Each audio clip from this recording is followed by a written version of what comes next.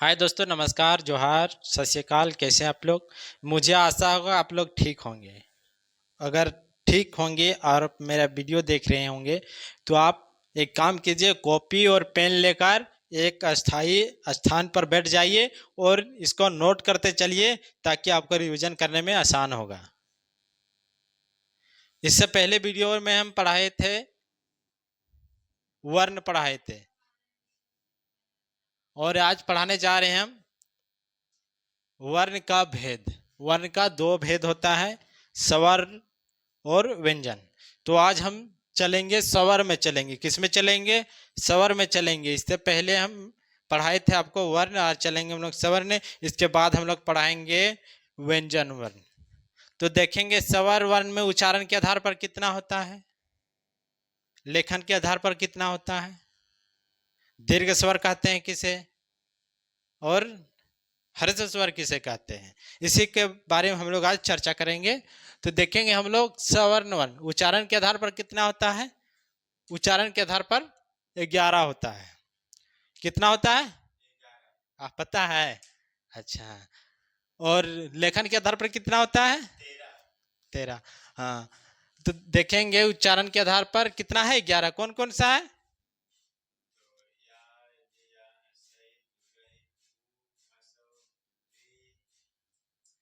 हाँ, या हर्षही दीर्घही हर्षहु दीर्घहु री ये आय ओ, ये कितना है? 11 होता है। कितना?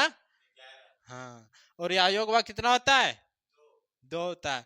और लेखन के आधार पर कितना होता है? 13। तो देखेंगे हम लोग मात्रा के आधार पर सवर्ण वर्ण का प्रकार। सवर्ण वर्ण का प्रकार देखेंगे कितना प्रकार में बांटा गया है?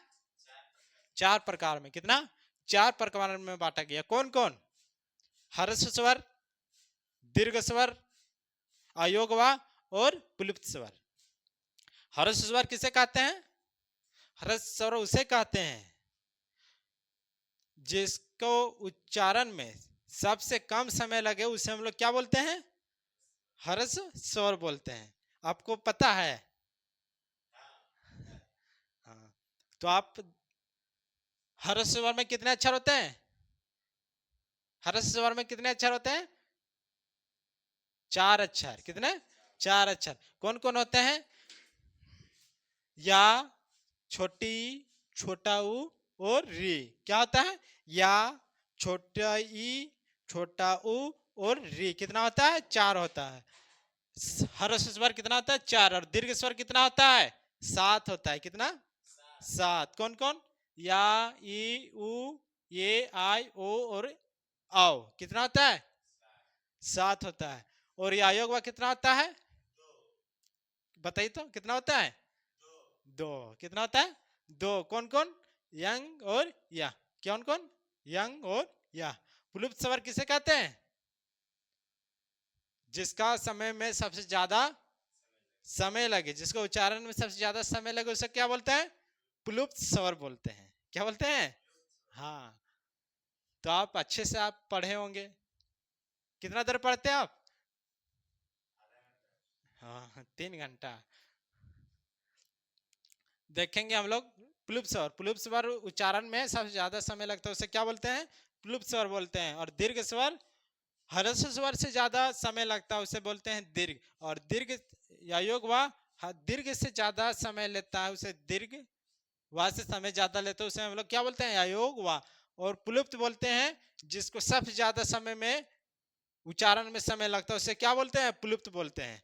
जैसे मान के चलिए किसी को बुलाना रहेगा, किसी को उच्चारण में जैसे बुलाना रहेगा, दूर व्यक्ति स्थित है तो उसे हमको बुलाना होगा। जो लास्ट में बोलते हैं उच्चारण में सबसे ज्यादा समय लगता है। जैसे हो गया राहुल। राहुल को अगर दूर में रहेगा तो राहुल बोलेंगे तो नहीं सुनेगा, राहुल बोलना पड़ेगा तब ना सुनेगा। तो जिस इसी तरह से जो लास्ट में उ लगता है, राहुल जो उ लगता है, उसी को बोलते हैं हम लोग प्लुप्त स्वर।